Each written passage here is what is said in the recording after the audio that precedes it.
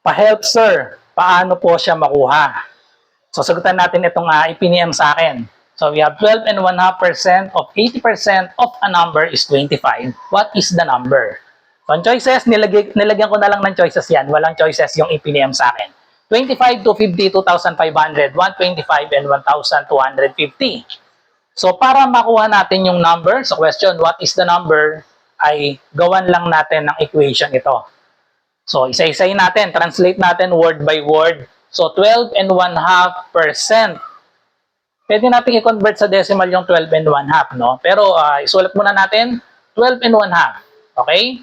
12.5, and then we have percent. Ibig sabihin ng of ay multiplication. So multiplication yan, 12.5% times 80%. So times 80%, 80% of a number, hindi natin alam yung number. Yung of another multiplication yan. So of a number, so times n is means equal sign. And then we have 25. Okay? So yan ang ating equation. Find the value of n. Okay, so pwedeng isolve using fraction. Pwede rin naman using decimal. So depende sa inyo kung paano nyo isosolve yan. Pero kung technique ko dito, fraction ang gagamitin ko dito. Pwedeng magkahalong fraction at decimal, no? Kasi pwedeng i-convert natin itong 12.5. 12, alam naman natin ito, madaling i-convert ito. Ang 1/2, di ba, 0.5 yan kapag i-convert sa decimal. So 12.5, that is 12.5. Okay? Tapos, ang ibig sabihin ng percent ay divided by 100. So, ang 12.5%, that is equal to 12.5 over 100.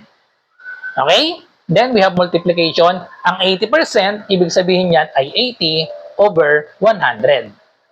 And then, we have times n equals 25.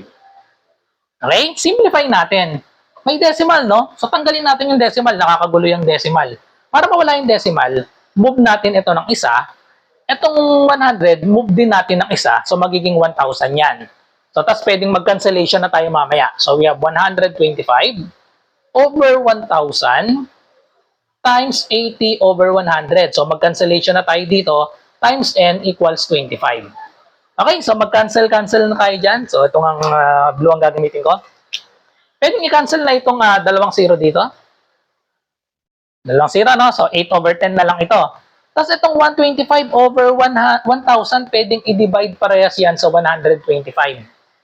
125 divided by 125, 1 na lang. 1,000 divided by 125, 8 na lang yan. Okay?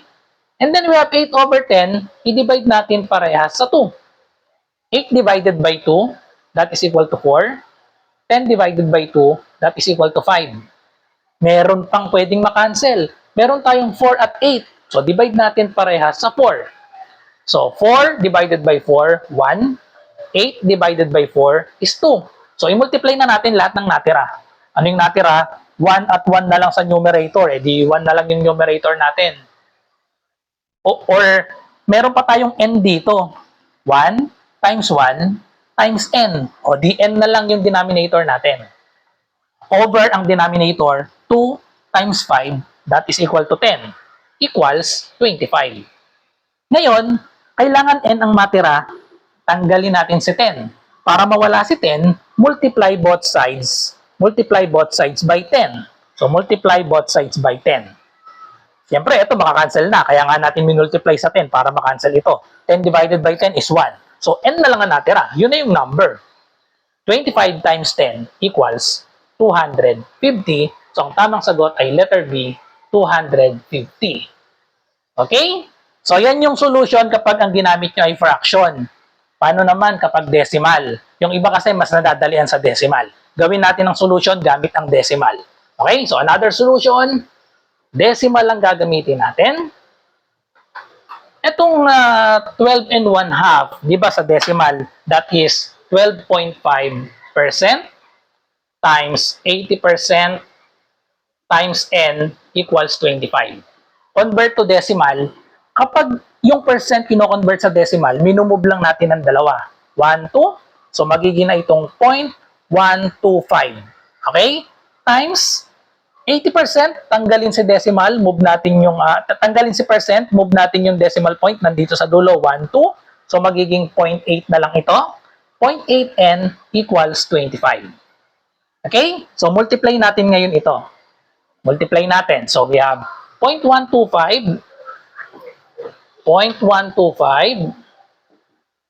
multiply natin sa 0.8. Okay, so we have 8 times 5, that is 40. 8 times 2 is 16 plus 4, we have 20. 8 times 1 is 8 plus 2, we have 10.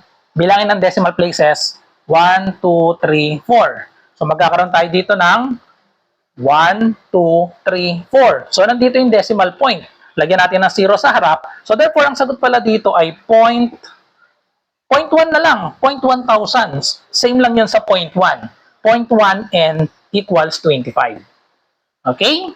Last step, kailangan n lang ang matira. Divide both sides by 0.1. Divide both sides by 0.1. Cancel na ito. Therefore, the value of n is 25 divided by 0.1. Gagawin nating decimal ito. Move lang natin ng isa. Siyempre, yung taas, may decimal point yan dito sa dulo. Move din ng isa, lagyan ng 0. So, we have 250. Lagyan ng 0 ito, over 1. Siyempre, 250 divided by 1 is equal to 250. So, ang sagot, letter B pa rin, 250. So, pwedeng ang solusyon nyo ay decimal, pwedeng fraction. So, depende na sa inyo kung saan kayo mas nadadalian. Okay, so sana nakatulong ang video na ito. Kung meron kayong math question ay i-comment nyo lang dito or i-PM nyo ako sa aking messenger, RJ Enseñado. So good luck sa lahat na nagre-review. Bye-bye!